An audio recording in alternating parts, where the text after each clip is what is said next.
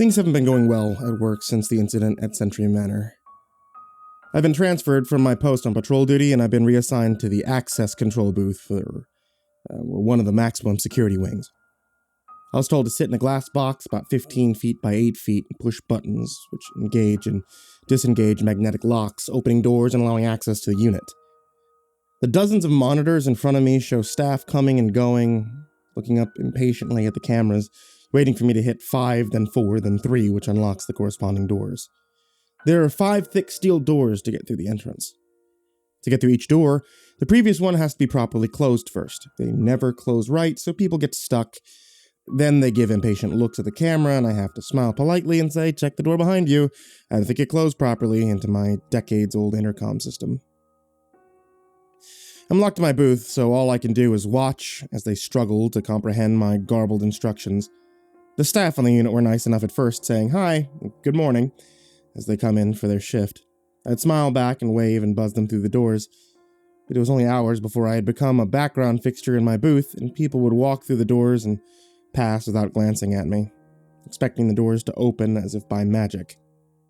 Doctors and nurses pass through, chins in the air, ignoring my desperate attempts at pleasant conversation and rapport building. And what can I say? I have a complex. I really need people to like me. It's a sickness. Still, I don't mind it at first. I was locked in the most secure part of the hospital, so I felt totally safe, at least. Doug was still on the loose, and the police were in his back pocket. As was Philip, my supervisor. Although Doug no longer worked at the hospital, I knew he wasn't far away. For all I knew, he and his demented daughter lived beneath the hospital in an undiscovered tunnel system somewhere. And why else would Samantha have called that room in the old manor their clubhouse? I shuddered thinking back to the bloodbath in the basement. And how else could they have disappeared with all the exits covered? I wasn't about to venture back into Sentry Manor anytime soon, though, that was for sure. I didn't trust those buckled and sagging ceilings, and I definitely didn't like the memories that I had of the place. Couldn't always hide in my booth, though. As we would switch out with the old patrol officer each day for a couple of hours to do a quick patrol and take a few lunch breaks. I enjoyed getting out in the fresh air, but the indoor parts of my patrol were difficult. It filled me with anxiety. The grounds never ceased to surprise me as I would discover a new section almost every day. The place was labyrinthian. I was always scared now, walking in the basement. I'd hear steps coming from a distance, my mouth would go dry, my legs would stop working. I'd have to force myself to move forward. I knew Doug wanted me dead. I was the only one who knew his secret. Thank God I have no address or personal information listed online. No way for the two of them to find me. Still, last night I could have swore I'd heard the high and malicious laugh of a familiar little girl from outside my apartment, down below on the street level. I looked outside. I saw no one there. It was unnerving to say the least. One happy accident that came from my reassignment to the control booth outside E3 was that it had led to the discovery of a way to the sub-basement. See, I'd already searched the mechanical sections in the basement. That had been my first hunch. I found the stairs led down to a new section of isolated mechanical rooms, full of lots of machinery but nothing else. No tunnels, no secret passages either. At least it looked that way to me. The fresh cinder block walls had no visible gaps or irregularities. Yesterday in the control booth, however, I called the repairman to investigate a noise. It had been coming from an area up a ladder and through a hatch in the ceiling of the control room. I peeked up there and saw the area was vast and noticed an old steel cage elevator, which looked almost 100 years old or more. Another relic that had been left to decay in the hospital, the electroshock therapy room where I had first met Samantha. Now that gave me an idea. Maybe that old elevator accessed areas no longer accessible by stairs or the more modern elevators in the building. It was worth a shot. I asked the repair guy about it and he shrugged, saying that it wasn't working. It locked up for as long as he could remember, with a padlock and a chain. I resolved to give in there somehow. An opportunity presented itself quickly enough when Matt, the new guard, came to relieve me for a break. He had already been entrusted with the big key ring and passed it off to me so I could get where I needed to go for my break. I had a flash of inspiration. I told him I was going to go up to the roof for a smoke, even though I'm not a smoker. But he didn't know that. He was passing the keys, said have a good break. I climbed up the ladder, found the key for the rusty padlock after trying a dozen different ones. I opened up the lock and unwound the heavy chain from outside the elevator, which held it closed. With a large, flathead screwdriver that a repairman had left, I managed to pry open the door slightly. It took all of my effort. They were heavy. They were rusted, almost seized. But I managed to pull them open all the way. Took a deep breath and got in. The lever to the left of the door was ancient, pitted and rusting, but had an additional level on it, one that I hadn't seen in the other elevators in the building. Below B1 was B2, a sub-basement, just as I suspected. The legendary underground tunnels of the sanatorium, source of the haunted stories which were passed off around town as myths, urban legends. I hesitated for a minute. I wasn't just curious to see what was down there. I needed to see what was down there. But my arm wouldn't pull the lever. The deep down lizard part of my brain was telling me to leave, to run, to never come back to this place. And I found myself walking out of the elevator, but then against my better judgment and all rational common sense, ignored my fears and got back in. I had to see what was down there for myself. I pulled the dingy bronze lever downwards. Decades of thick spiderwebs stretched and tore as they came with it. The steel cage shook and heaved, setting me off balance into the steel bars behind me. With an alarming squeal, it began to descend. Gradually, the sound faded, and the car shook and rattled its way down. I could see through the steel bars as I dropped down into the darkness. I pulled out my flashlight, turned it on. After a minute, the car stopped and I let out my breath.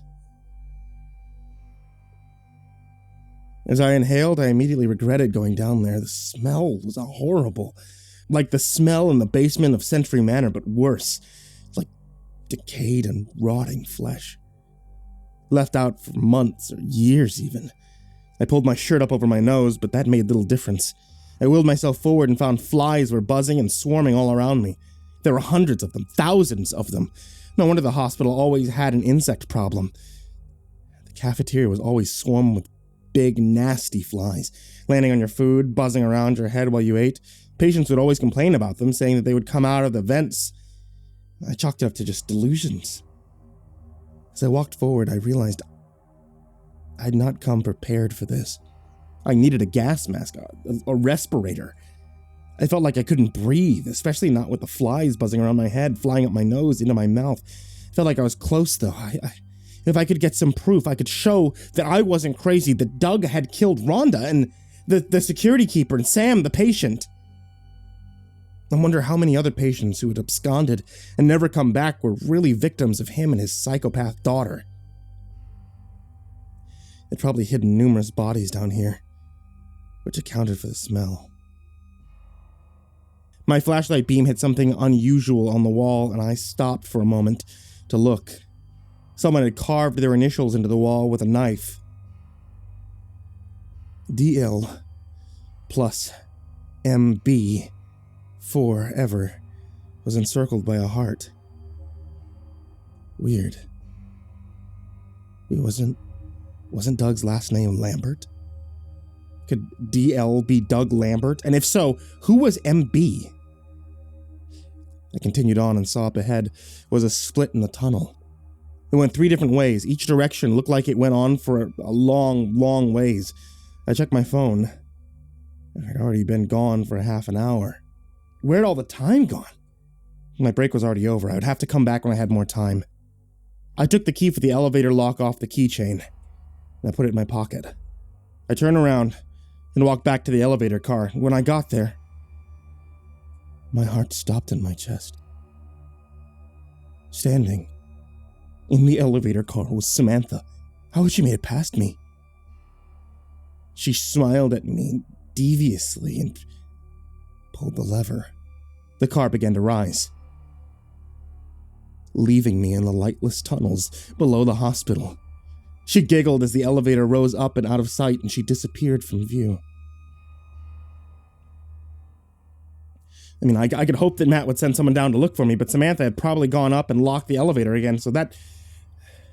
it must have looked the same as always. There was no way to call the elevator from down here either.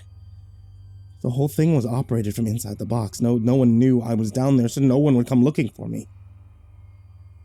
The walkie-talkie had no reception, as per usual. My cell phone had no bars and said service interruption at the top. My only choice was to walk forward and look for another exit. I made my way back to the intersection and decided to head right, thinking that it would take me underneath the E-wing, where maybe there was a ladder or something that I could use to climb out. I would have to take my chances and hope this wouldn't lead me to a booby trap set by Doug. I had a feeling he was expecting me somehow. I continued along, trying to ignore the mice and rats that I began to notice scurrying around here and there. Didn't notice those before, though, I thought. My flashlight flicked off again, and I almost had a panic attack when I wasn't out for a few seconds, leaving me in total darkness. I shook it and it refused to come back on. I shook it again, banging it against my palm, hard enough to leave a mark. It came back on reluctantly, dimly. I let out a shaky breath and continued forward. I heard a noise from behind me and I spun around only to see a big rat noisily chewing on something. I shone my flashlight at it and it scampered away, but I caught a glimpse of the dehydrated finger in its mouth. Covered in old blood. Bite marks. I shuddered and I picked up my pace. I kept walking and eventually saw what I was looking for, a ladder leading up to a hatch, one in the ceiling, and I climbed it quickly, turned the handle, pushed it up. It wouldn't budge. I had another moment of sheer panic when I thought there could be a fridge on top of this hatch for all I knew. They might have retiled the floor right over the top, sealing you in here forever. I mean, what do you think was going to happen? You're obviously going to die down here. I've been eaten by rats, mice, bugs, and Doug.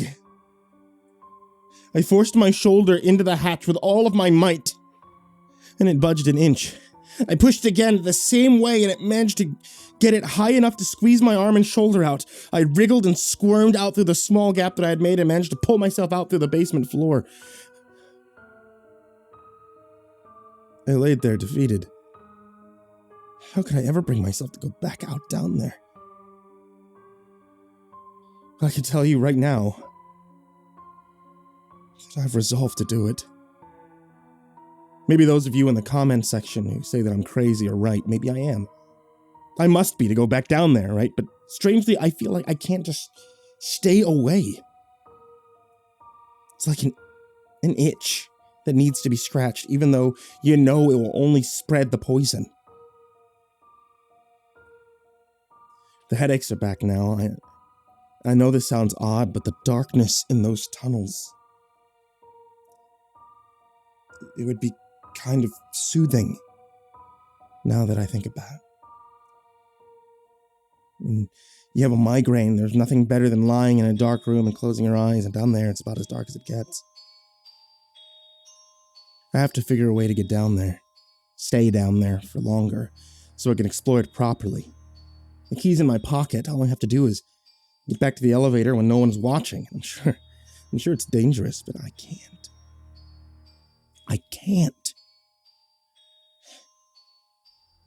I couldn't remember for a second why I was even doing all this. That's right. For Rhonda.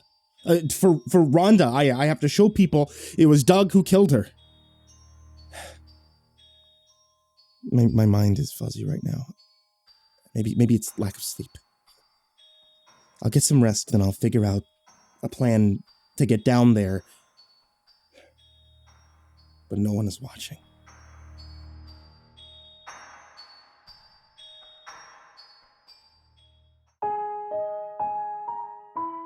Hey there kids, it's me, MrCreepyPasta, and I just wanted to say thank you so much for watching tonight's video. Or watching tonight, or listening to tonight's podcast, because it's also a podcast on Spotify, or on Apple, or on Google, or anywhere else you can listen to a podcast. If you've all been curious about what I look like, and not just what I sound like, then you might be getting your chance to be able to see that.